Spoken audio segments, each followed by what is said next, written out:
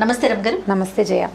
రమ్మగారు, మా చిన్నప్పుడు మాకు తెలిసినంతవరకు కథలు చెప్పేటప్పుడు అండి, దెయ్యాల కథలని, రాజులు, మంత్రాలు, మాయలు ఇలాంటి కథలు చెప్పేవారు, విన్నట్టు నాకు గుర్తుంది. కానీ ఇప్పుడు ఏమంటున్నారంటే అలా భయపెట్టే కథలు చెప్పకూడదు, పిల్లలకి చెప్పేటప్పుడు చక్కగా సాఫ్ట్ స్టోరీస్ చెప్పాలి, మంచి నీతి కథలు చెప్పాలి, ఇలాంటివి చెప్తున్నారు. మీ ఒపీనియన్ ఏంటి దీని మీద? దయ్యాల కథలు చెప్పకూడదంటే దయ్యాలు లేవా ఇప్పుడు ప్రపంచంలో? మనం టీవీ పెడితే ఇంగ్లీష్ సినిమాలు పిల్లలు హ్యారీ పాటర్ విపరీతంగా చూసారా? అసలు మా పిల్లలైతే డైలాగ్స్తో సహా చెప్తారు జయ. హ్యారీ పాటర్ అంతా మాయ మంత్రం ఏమిటో, ఇంతే బుడ్డ పిల్లాడు ఓ పుల్ల పెట్టుకుని వాడు ఇడిదిప్పి ఏమిటో చేస్తాడు. అటు పెరిగి పెద్ద అయ్యే వరకు సిరీస్లు మమ్మీ అంటారు. మా అబ్బాయి, మా పెద్దవాడు 2-3 ఏళ్ల వయసు నుంచి మమ్మీ, వాడు ఫస్ట్ చూసిన థియేటర్లో సినిమా మమ్మీనే. చాలా ఇంట్రెస్టింగ్గా చూసారు. తర్వాత ఎప్పుడు వచ్చినా పెట్టుకునేవాడు. జుమాన్జీ లాంటివి చూస్తున్నారు. జుమాన్జీ సినిమా కూడా 4-5 ఏళ్ల పిల్లలు చూసేస్తారు. జుమాన్జీలో ఎన్నున్నాయి అవన్నీ మనం చూపించేస్తున్నాం కదా. మనం దయ్యాలు లేవు, భూతాలు లేవు, దేవుడు లేడు, ఇంకేదో లేదు, మనం లేదని చెప్తాం. నువ్వు ఏ సినిమా పెట్టినా అదే చూపిస్తారు, అవునా కాదా? మరి వాళ్ళందరూ దాంట్లో కూడా అసలు ఎందుకు మీరు యానిమల్ ప్లానెట్ చూపిస్తామా? పులి పరిగెడుతూ ఒక వేటాడుతూ ఉంటుంది, లేడీని పట్టుకుంటుంది. ఓ మగ సింహం 6-7 ఆడసింహాలు ఓ దున్నపోతని కార్నర్ చేయటము, దాని మీద పడి చంపటం, చాలా ఆసక్తిగా అదే పనిగా చూస్తూ ఉంటారు పిల్లలు. అప్పుడేం భయం కొలపట్ల వాళ్ళకి? కొలుపుతూనే ఉంది, భయం కొలుపుతూనే ఉంది. కాబట్టి దయ్యాల కథలు శుభ్రంగా ధారాళంగా చెప్పచ్చు, భయపట్టేటట్టుగా చెప్పద్దు అంతే. మా చిన్నప్పుడైతే మాకు మెడ్రాస్ బావగారని ఉండేవారు. మా రెండో బావగారు అన్నయ్య, మా రెండో అక్కయ్య బావగారు అనమాట. మేము మెడ్రాస్ బావగారు అనేవాళ్ళం. ఎంత బాగా కథలు చెప్పేవారంటే అసలు ఆయన సస్పెన్స్ కథలు చెప్తే అసలు మామూలు సస్పెన్స్ కాదు, ఇలా ఒంటి మీద హెయిర్స్ నుంచునేవన్నమాట. అసలు ఇంకా ఆయన వదిలిపెట్టేవాళ్ళం కాదు. సినిమాలు చాలా అద్భుతంగా కథలు చెప్పేవారు. ఎంత బాగుండేదో ఆయన చెప్పే కథ. ఆయన సస్పెన్స్ కథల కోసం ఒక్కొక్కసారి అయితే ఈ సమ్మర్లో ఒక కథ మొదలుపెట్టి నెక్స్ట్ సమ్మర్లో ఫినిష్ చేసేవారు.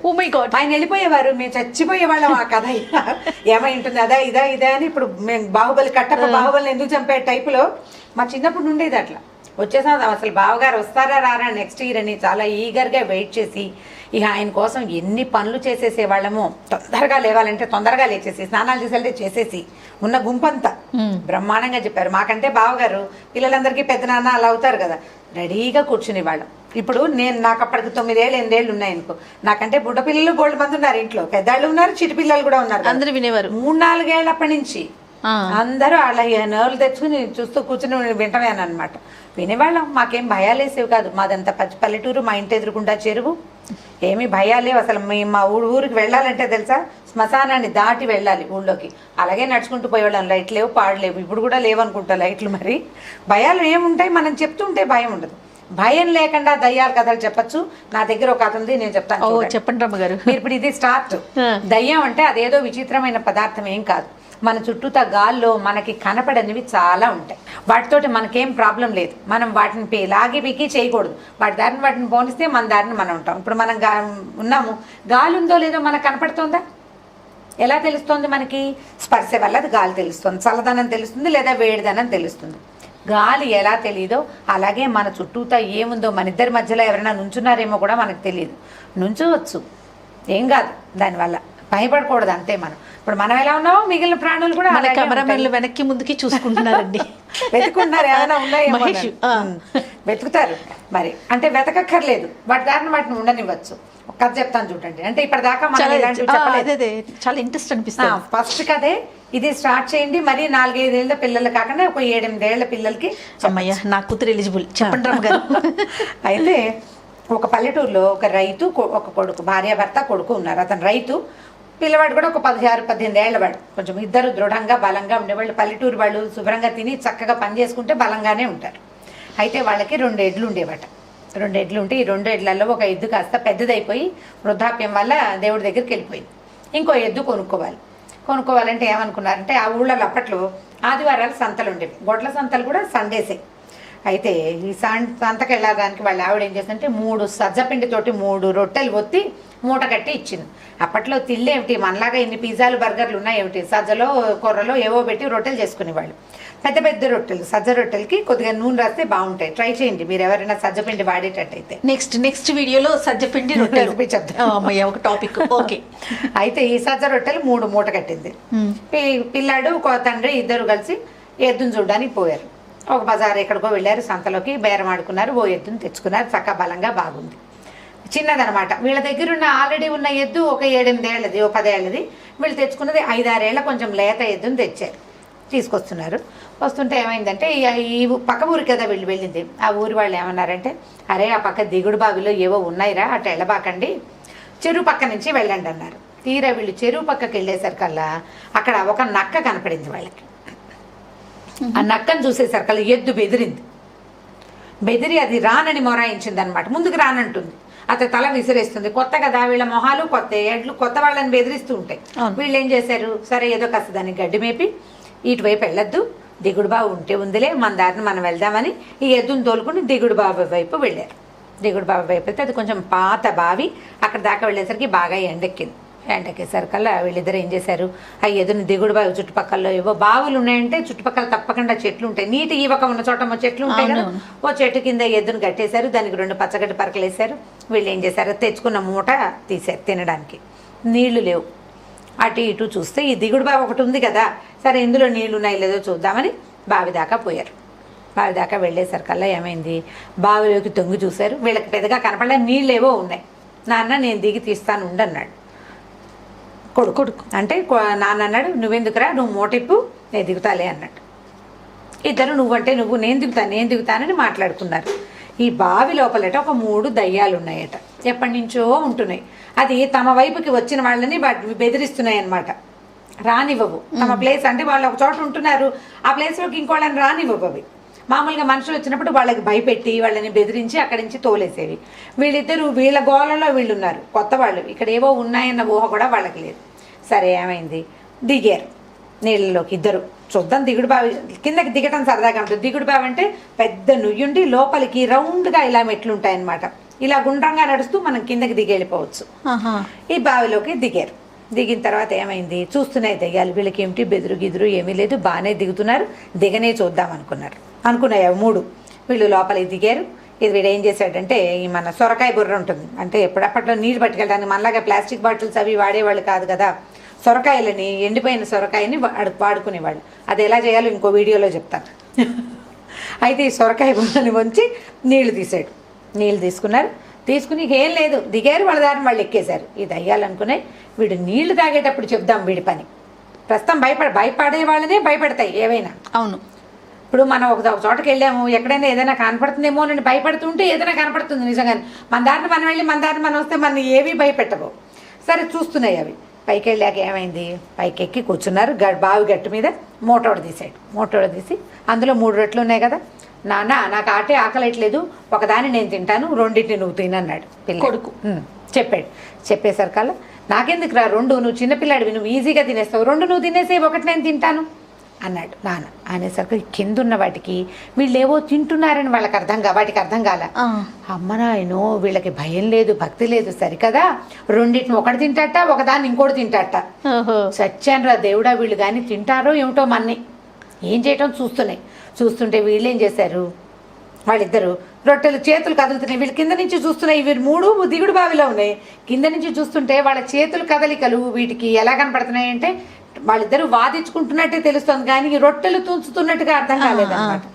ఈ రొట్టెలు నువ్వు కాదు నాన్న, నువ్వు తినమన్నా కదా నాన్న అని మాట్లాడుకుంటే వీళ్ళిద్దరూ వంతులేసుకుంటున్నారని ఆ 3 పరిగెత్తుకుంటూ పైకి వచ్చేసినాయి. బాబు మీ పుణ్యం ఉంటుంది, మమ్మల్ని తినకండి ఆయన అనేసరికల్లా వీళ్ళకి వెంటనే పిల్లాడు తెలివైన వాడు అనమాట. కాస్త వాడికి స్ట్రైక్ అయింది, ఇవేదో విచిత్రంగా చెప్తున్నాయని. ఎందుకు తినద్దు, మేము తినకపోతే మాకు పొట్టెట్లు అన్నట్టుంది, ఆకలిస్తుంది మాకు అన్నాడు. అనేసరికల్ కాదు బాబు, నువ్వు ఏ పని అడిగితే ఆ పని చేస్తాను రా నాయన, నీలాంటి వాళ్ళని మేము ఎక్కడా చూడలేదు, మీకు ఇంత ధైర్యం ఏమిటి, మీరు ఏం చేయమంటే అది చేస్తాం అనగానే నాన్న కొడుకు కన్ను కొట్టుకున్నారు ఒకళ్ళకొకళ్ళు. ఓహో ఇది బాగానే ఉంది, ఈ 3 దయ్యాలు ఉన్నాయి, బాగా పనిచేస్తాయని సజ్జ రొట్టెలు తినేసి మంచినీళ్ళు తాగేసి ఎద్దును తోలుకు రండి అని ఆ 3టికి చెప్పాయి. ఇవేం చేస్తాయి, చచ్చినట్టు ఎద్దును తోలుకుని బయలుదేరినాయి.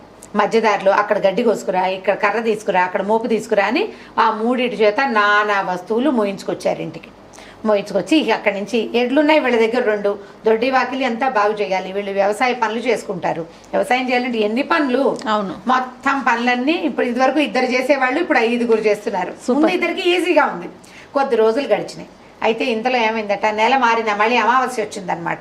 అమావాస్య వచ్చేసరికల్లా ఈ 3 పాత దయ్యాలకి ఒక దయ్యం ఫ్రెండ్ ఎక్కడో ఉంది. అది ఎక్కడో చింత చెట్టు మీద ఉంటుంది. వీళ్ళని చూద్దామని చుట్టపు చూపుగా దిగుడు బావి దగ్గరికి వచ్చింది. బావి దగ్గర 3 మంది జనాలు ఉన్నారు. దయ్యాలు లేవని తెలిసింది. జనాలందరూ ఊళ్ళో జనాలంతా దిగుడు బావి దగ్గర చేరుతున్నారు. ఇదేమిటి వీళ్ళు ఏమైపోయారని వంగి చూస్తే ఎవరు లేరు అక్కడ.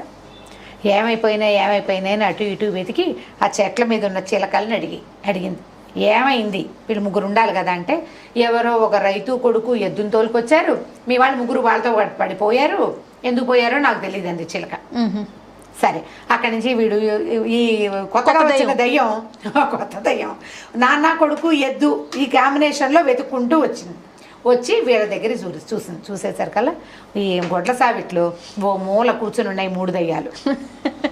లోపల 2 ఎడ్లున్నాయి, ఓ 3-4 గేదెలు, దూడలు గేదెలు ఉన్నాయి. ఓ మూల కూర్చుంటే ఈ కొత్తది ఇదేమిటి మీ తుంపదగా భయపెట్టాలి జనాల్ని, అది మానేసి వీళ్ళ దగ్గర కూర్చుని పని చేయటం ఏమిటి, ఈ గొడ్డ సావిట్లో కూర్చోటం చక్క దిగుడు బావులో కింగుల్లాగా ఉండకుండా ఇక్కడికి వచ్చారు మీరు, నేను చెప్తాను ఉండండి మీ సంగతి అంటే వాళ్ళు వలవలా ఏడ్చి మేమేం చేయము, ఇలా ఇరుక్కున్నాము, ఇలా వాళ్ళు తినేస్తామన్నారు, భయపడి ఇరుక్కున్నాము అంటే నేనే వాళ్ళ సంగతి చెప్తాను, మీరు ధైర్యంగా ఉండండి, చూసుకోండి వీళ్ళ సంగతి చెప్తానన్నాడు. సరే వీళ్ళు 4 రెడీగా ఉన్నారు రైతు కొడుకు రావడం కోసం. ఇంతలో ఏమైంది, కొంచెం చీకటి పడుతుంది. రైతు కొడుకు ఇంటికి వచ్చేసారు. సాయంకాలం తినే పదార్థాలు ఇవ్వ చిన్న కరకరలు తిన్నాక, ఒరే అబ్బాయి ఈ కొత్తది బాగా వాతం చేసిందిరా, దీని సంగతి చెప్తాను నేను, నువ్వు కర్ర కాల్చి పట్టుకురా అని చెప్పాడు. వాళ్ళ ఉద్దేశం ఏమిటి, ఎద్దు ఉంది కదా వీళ్ళ దగ్గర, ఎద్దుకి వాతం చేసింది. అంతకుముందు అది పక్క రామాపురంలో ఉండేది, ఇప్పుడు వీళ్ళ ఊరికి ఇష్టాపురం వచ్చింది. ఈ ఊరు నీళ్లు దాని కొత్త చేసినాయి, గడ్డి కూడా కొత్తది అయ్యేసరికి ఎద్దుకి వాతం చేసింది. ఏం చేస్తారు వాళ్ళు, కర్రు కాల్చి వాత పెడతారు సీటు మీద, వాత పెడితే వాతం తగ్గుతుంది అనమాట. పాతకాలపు ఇవి అంటే చురకలేయటం వల్ల మీరు అవి చూసుంటారు, మనుషులకు చురకలేస్తుంటారు, అలా వాతం పోతుంది కాబట్టి కర్రు కాల్చి తీసుకురా, ఈ కొత్త దాని సంగతి చూస్తానన్నాడు.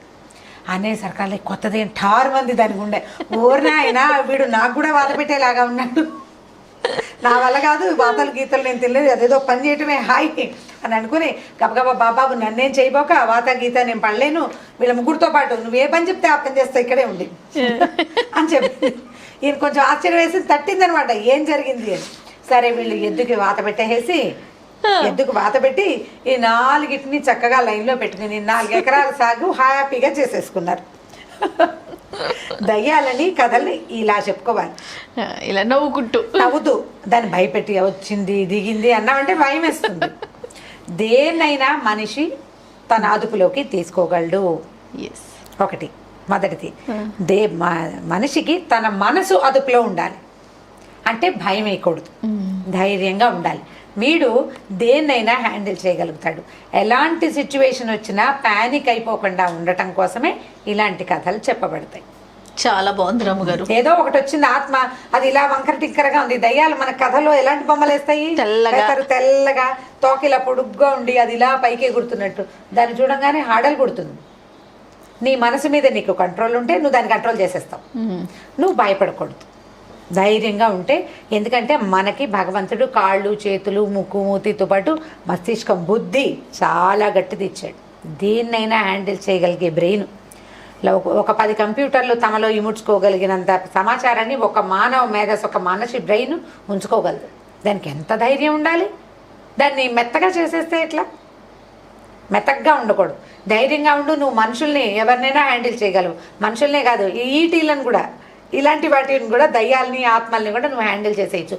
భయపడ్డావా భయపడతావు, భయం లేదనుకో చాలా బాగా ఉపయోగపడుతుంది. భయం లేదనుకో ఇబ్బందే లేదు. మా పాప రమ్మగారు హర్రర్ మూవీసే చూస్తుంది. ఇప్పుడు మీరు అన్నట్లుగా ఇంతకుముందు మనం మాట్లాడుకున్న అన్ని మూవీస్ చూస్తుంది. కనీసం దీనికి కూడా వెళ్ళదండి, ఒంటరిగా వెళ్ళదు.